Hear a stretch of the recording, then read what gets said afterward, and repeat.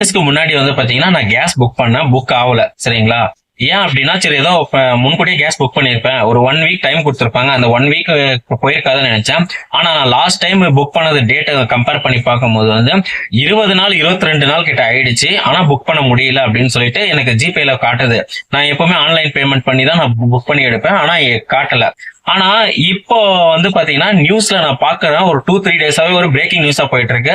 என்ன அப்படின்னு பாத்தீங்கன்னா கேஸோட விலை வந்து நாளுக்கு நாள் ரொம்ப அதிகமா போயிட்டு இருக்கு. அது இல்லாம வந்து பாத்தீங்கன்னா கேஸ் புக் பண்றதுக்கு வந்து 25 நாள் வந்து நமக்கு தள்ளி வச்சுட்டாங்க. சோ அப்போ நம்ம எப்படி புக் பண்ணி நம்ம எப்படி நம்ம வீட்டை ரன் பண்றது அப்படின்னு தெரியல. ட்ரெடிஷனல்ல பிரேக்கிங் நியூஸா வந்து பாத்தீங்கன்னா எல்லாருக்கும் வந்து பாத்தீங்கன்னா கேஸோட விலைவாசி வந்து ரொம்பவே ஏறி போயிட்டு இருக்கு அப்படின்ற மாதிரி எல்லாருக்கும் தெரியும். இது வந்து எப்பத்துல இருந்து நடக்குது அப்படின்னு பாத்தீங்கன்னா ஒரு வாரமாவே நடந்துட்டு இருக்கு. என்ன ரீசன் அப்படின்னு சொல்லி கேட்டா பார்த்தா நம்ம இதை சொல்றது அமெரிக்காக்கும் அதர் கண்ட்ரிக்கும் வந்து ஒரு சின்ன ஒரு வார் நடக்குதாமா. அதனால வந்து கேஸ் வந்து ஃபுல் ஷார்டேஜ் ஆயிருக்கு அப்படின்ற மாதிரி சொல்றாங்க. இதுல நான் என்ன சொல்ல வரேன் அப்படின்னு பாத்தீங்கன்னா கமர்ஷியலை வச்சு யாரெல்லாம் இன்னும் பிசினஸ் பண்ணிட்டு இருக்கீங்க. ஃபார் எக்ஸாம்பிள் எப்படி சொல்றதுன்னா இப்ப நான் எல்லாம் வந்து பாத்தீங்கன்னா கமர்ஷியல் சிலிண்டர் வச்சு ஒரு மளிகை கடையில வந்து டீ போட்டு பிசினஸ் பண்ணிட்டு இருந்தேன் நான். இப்ப நான் அதையே வந்து ஸ்டார்ட் அப் பண்ணலாமா, அதையே வந்து நம்ம எப்படி ஸ்டாப் பண்ணலாமா, இல்ல வந்து கேஸோட நிலைமையை பார்த்துட்டு ரன் பண்ணலாமா வேணாமா அப்படின்னு சொல்லிட்டு நிறையவே யோசனையில இருக்கிறேன் நான். ஏன் அப்படி சொல்றேன்னா கமர்ஷியல் சிலிண்டர் வந்து பாத்தீங்கன்னா நமக்கு வந்து 3000 ரூபாய் ஏற்றிருக்காங்க. சரிங்களா? கமர்ஷியல் சிலிண்டர் வந்து 3000 ரூபாய் ஏற்றிருக்காங்க. நம்ம நார்மலா வீட்டுக்கு யூஸ் பண்றதெல்லாம் வந்து பாத்தீங்கன்னா 60 ரூபாய் ஏற்றிருக்காங்க. அப்போ வந்து 3000 ரூபாய் ஏற்றிருக்காங்கன்னா நம்ம ஒரு டீ போட்டு நம்ம வித்து அதோட லாபத்தை வந்து நம்ம ப்ராஃபிட் வந்து எப்படி நம்ம பெருசா பார்க்க முடியும்? இப்போ கூட பாத்தீங்கன்னா ஒரு ஜஸ்ட் ஒரு 2 ஹவர்ஸ்க்கு முன்னாடி கூட பாலிமர் நியூஸ்ல வந்து லைவ்ல வந்து நம்ம A to B ஹோட்டல் அந்த மாதிரி பெரிய பெரிய நிறுவன ஹோட்டல்காரங்க எல்லாரும் வந்து அவங்க பேட்டி கொடுத்திருக்காங்க.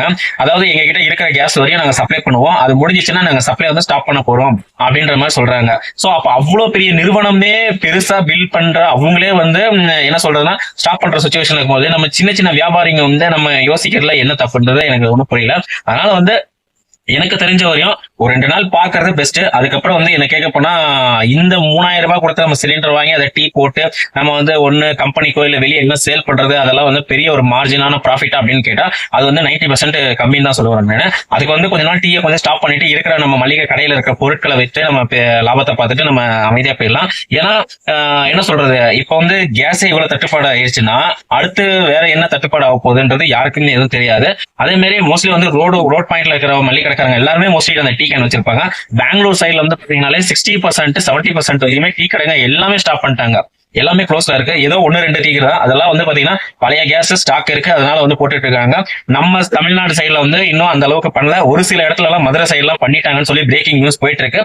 சோ என்ன சொல்ல வரேன்னா நம்மளும் அதை வந்து ஸ்டாப் பண்றது பெஸ்ட் நினைக்கிறேன். ஏன்னா நமக்கு சுத்தமா வந்து ப்ராஃபிட்ன்றது ரொம்ப கம்மி தான். அந்த 3000 ரூபாய் சிலிண்டர் கமர்ஷியல்ல வாங்கி நம்ம டீ போட்டு இன்னும் ஒரு சில பேர்லாம் கம்பெனிகள்லாம் வந்து ரொம்ப கம்மியா தான் கொடுப்பாங்க ரேட்டு.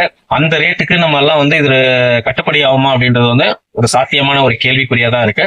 சோ என்ன சொல்றதுன்னா அதுக்கு வந்து நம்ம கேஸை வந்து ஸ்டாப் பண்ணிட்டு இருக்கிறத வச்சுட்டு நம்ம வந்து பொழப்பு ஓட்டுறது பெஸ்ட்ன்றதை நான் சொல்ல வரேன்.